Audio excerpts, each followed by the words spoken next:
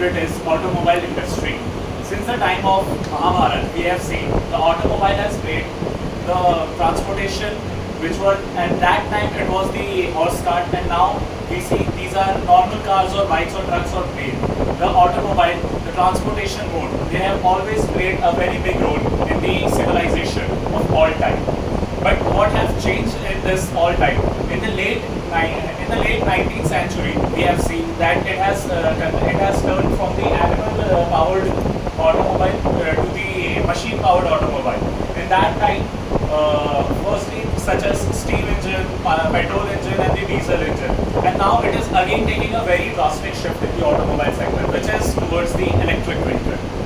If you look carefully, then there are a lot of pros and cons of all the types of automobile, but yet ultimate purpose is the same: to boost the economy, to promote, to help every person to reach their destination, and to let happen the logistics. But if we look carefully, there are some cons as well of the different type of automobile. For example, if you go to the IC engine automobiles, which are basically diesel engine, petrol engine, they produce a lot of carbon emission, which is definitely very harmful for the nature. And if you look at the electric vehicle, it does not emit any carbon emission, but the manufacturing cost of the electric vehicle are very high.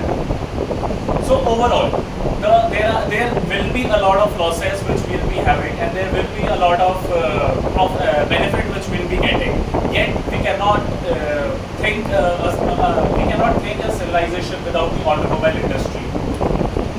If we look for the problem which automobile industry is creating, then we are already working on the problems, such as the government has already made rule to have the standard or have the minimum standard of the carbon emission for the every automobile.